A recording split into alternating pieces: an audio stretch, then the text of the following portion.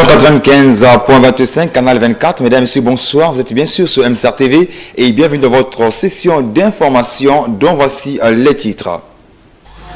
En proie à une modernisation et une expansion infrastructurelle à travers la construction de bâtiments divers et habitats, la ville de Pointe-Noire semble imposer une vision dictatoriale à l'endroit de l'environnement en général et des cours d'eau en particulier. En sport, à quelques jours du démarrage de la 5e édition du CHAN 2018, nombreux sont ces Congolais qui s'interrogent sur les chances des Diables Rouges à cette compétition réservée aux joueurs locaux.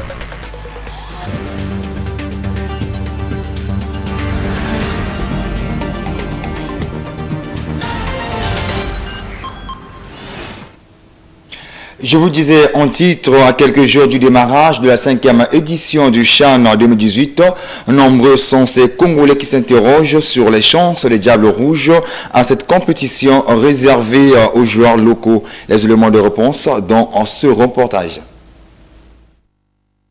Après quelques années de disette, l'équipe nationale de football A-Prime revient au devant de la scène sportive continentale grâce à la 5e édition du Championnat d'Afrique des Nations CHAN 2018.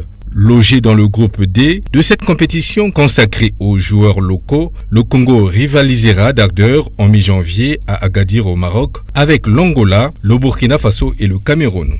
C'est face aux Lions indomptables du Cameroun que les Diables Rouges entameront ce Maroc 2018. Eu égard à l'ossature de cette poule, nombreux sont les sportifs qui s'interrogent sur les chances du 11 national. Est-ce que les Congolais feront mieux qu'en 2014, année au cours de laquelle ils étaient éliminés à la porte des quarts de finale du CHAN? Une interrogation qui laisse perplexe ces Ponténégrins. Non, mais sans malgré le championnat national, parce que le grand problème, il faut jouer les matchs amicaux. Ah, le match amical. Logiquement, on avait mal fait. Selon le programme, si c'était la nation, si on s'est bien comporté avec le gouvernement, on devait commencer le championnat au moins en janvier, jouer au moins 3-4 matchs. Après, on devait aller jouer la compétition. Mais comme ils sont partis en mise ouverte, ils ont fait au moins 3 à 4 matchs, 5 matchs amicaux. Donc, je pense que ça va aller. Le gardien représente 80, sinon 90% de l'équipe. Barrel, s'il est au milieu de sa forme, on pourra compter sur lui pour que l'équipe nationale du Congo puisse aller loin dans cette compétition. Dans le but de garantir leur chance, les Congolais sont depuis le 5 janvier dernier sur le sol marocain. Une mise au vert pour permettre au poulain de Barthélemy Ngationo de s'acclimater.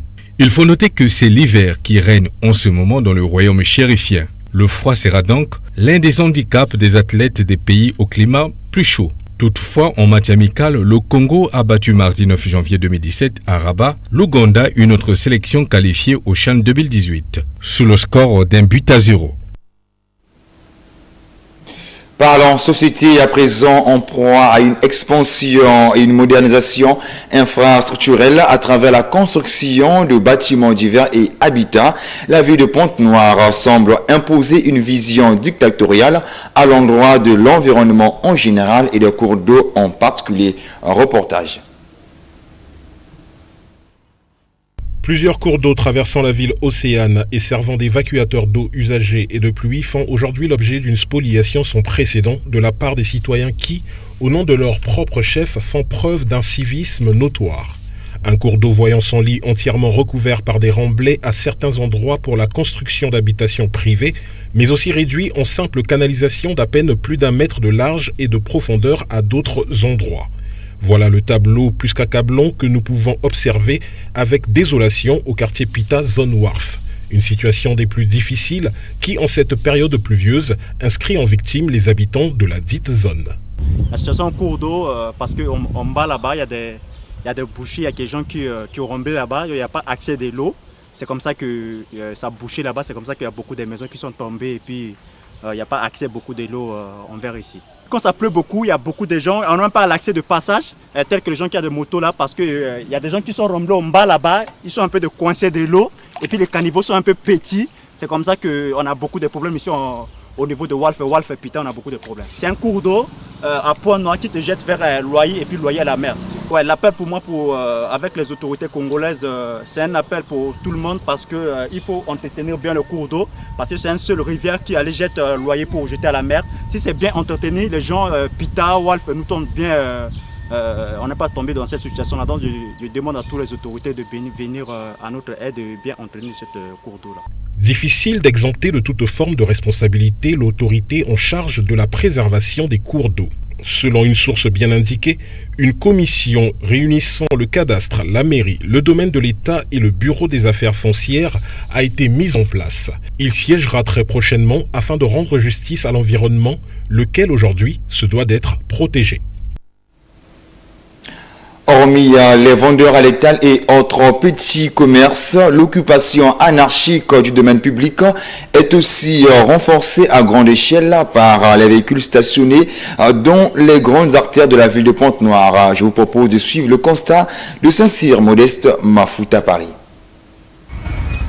Le principe du respect de la loi, celui qui est mis en exergue sur l'occupation anarchique du domaine public, des espaces publics dans la ville océane, sera lancé le 11 janvier prochain par les autorités municipales nouvellement élues. Les commerces de la rue et autres feront les frais.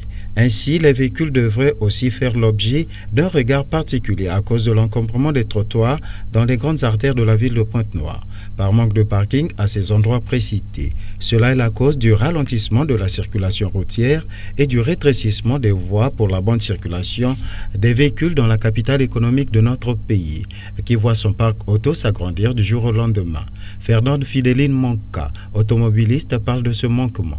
Mais il y a vraiment du souci, hein? Et le souci est là parce qu'il n'y a pas la place pour garer.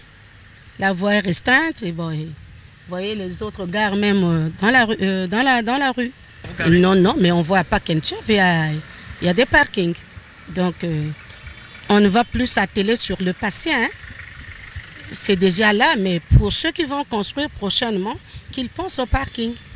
Entrée de parking clairement mentionnée, cela démontre à suffisance le soin pris par certains opérateurs économiques dans la construction en bonne et due forme de ces lieux en leur évitant d'être occupés anarchiquement. Mais ce que je peux dire, c'est que les clients qui viennent, par exemple ici à l'école, on paye. Les clients qui viennent pour acheter dans des supermarchés payent. Donc dorénavant, ces sociétés-là doivent prévoir les parkings.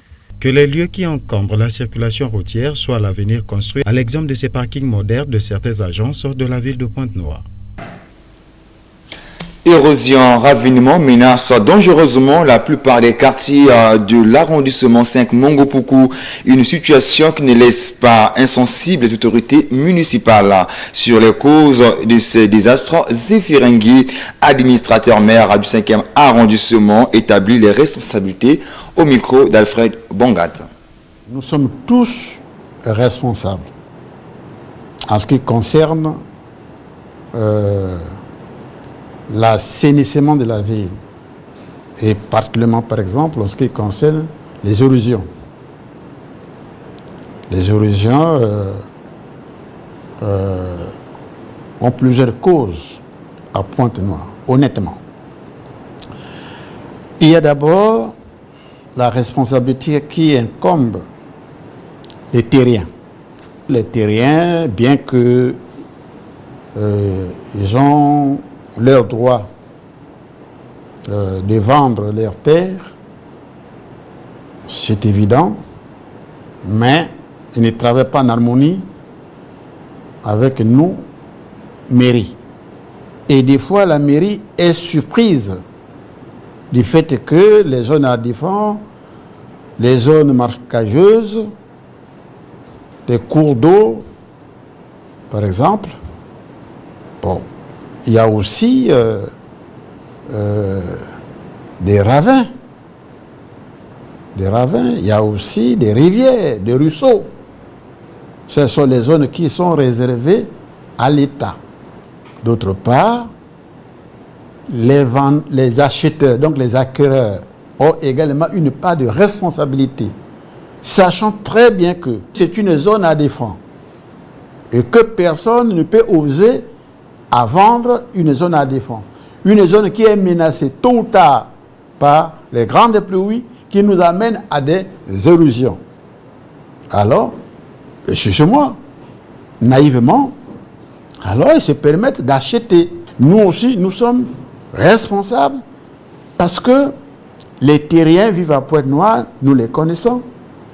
Bon, les acquéreurs achètent les zones à défendre, nous les connaissons et des fois, nous réagissons en retard. Malgré la crise économique, des mesures sont préconisées en termes d'aménagement des quartiers par la mairie, a reprécisé l'administrateur maire du 5e arrondissement, Zéphiringui. Suivez. Nous avons tenu plusieurs réunions. Nous avons arrêté un programme qui est scindé en deux. Le premier programme, il y a le déguerpissement. Il y a obligatoirement le déguerpissement. Et ça, c'est à travers les ruelles qui sont anarchiquement occupées, les différentes voies qui sont anarchiquement occupées. Mais deuxième phase, nous arriverons également à regarder de près avec toute l'intelligence cet aspect. Mais je vous signale que la situation telle que ça se présente en ce qui concerne les érosions, la mairie est en train d'élaborer un programme d'urgence pour les travaux qui relèvent de sa compétence, tenant compte de sa capacité de la trésorerie. Mais il y a également... Voilà, c'était l'administrateur du 5e arrondissement, Mongo Poko, au micro d'Alfred Obongata. Poursuivons ce journal. L'État insalubre des différents marchés de la ville Océane inquiète de plus en plus les Pont-Negrins qui fréquentent à longueur des journées ces marchés. Suivez ce reportage. Capitale économique du Congo, Pointe-Noire présente des marchés ayant des tableaux peu flatteurs. Du 1er arrondissement au 6e Goyo, l'image est la même. État d'insalubrité avec des tas d'immondices, des eaux souillées, des mares d'eau, de la boue et des odeurs nauséabondes ayant pour corollaire des maladies. Lieu de change public où l'on vend les choses nécessaires pour la subsistance et pour les différents besoins de la vie, les marchés sont des espaces libres dont la propriété est la première règle. Chose contraire que l'on constate de la deuxième ville du Congo. À cette condition insalubre, des marchés en cette saison pluvieuse, il faut ajouter la notion d'hygiène, qui fait couler beaucoup d'encre et de salive. Dans les marchés où le système d'évacuation d'eau n'existe pas, les eaux de pluie stagnantes deviennent source des maladies telles que la fièvre, la typhoïde, voire même des maladies pulmonaires de tout genre. C'est le cas du marché de Nsovo. Ici, les produits sont vendus à même le sol, malgré les taxes fixées par les responsables de ce marché. Une somme de 400 francs CFA par vendeur chaque jour. Les commerçants se sentent laissés de la façon dont les responsables de ce marché gèrent l'assainissement du marché de Nsovo. Éducation, à présent, les surveillants du lycée général à Pointe-Noire 2 n'ont pas baissé la garde en ce qui concerne l'application des mesures disciplinaires dans les écoles. Il faut être droit pour pouvoir franchir le seuil de l'établissement. Un constat d'Anne-Fidélise Bonza. L'entrée du lycée Pointe-Noire 2 obstruée par les élèves. On croirait à un quelconque mouvement, erreur. Ce sont là les mesures disciplinaires mises en exergue par cet établissement public qui sont là suivies à la loupe.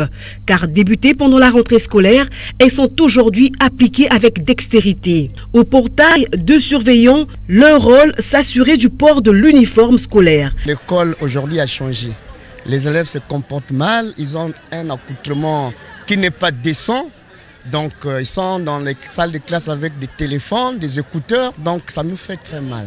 De la coiffure adéquate des élèves, chez les filles, insister sur l'absence de maquillage, du vernis à ongles et du port des bijoux extravagants. Chez les garçons, la barbe mal rasée. Une mesure bien appréciée par les élèves. Non, c'est une bonne chose, c'est pour éduquer les enfants, pour que les enfants soient ordonnés à l'école, parce que les enfants ont 3 éducations. L'éducation de la maison et l'éducation de l'école et l'éducation d'église. Donc l'enfant doit acquérir au moins l'éducation de l'école. Donc ça c'est l'ordre, c'est ça. Même son de cloche chez les professeurs qui n'en pouvaient plus du comportement vestimentaire des élèves. Un bon élève doit avoir un bon accoutrement, doit venir à l'école en tenue, toujours en tenue, pas en civil. Donc c'est ça le règlement, c'est ce que dit le règlement de l'école. Donc pas en jean, mais en tenue bleu kaki. Et bleu pour les filles, kaki pour les garçons. Et c'est tout à fait normal. L'élève doit avoir une tête propre, c'est-à-dire il doit se faire coiffer, la tête doit être propre, la barbe doit être rasée. Voilà, parce qu'on ne doit pas quand même...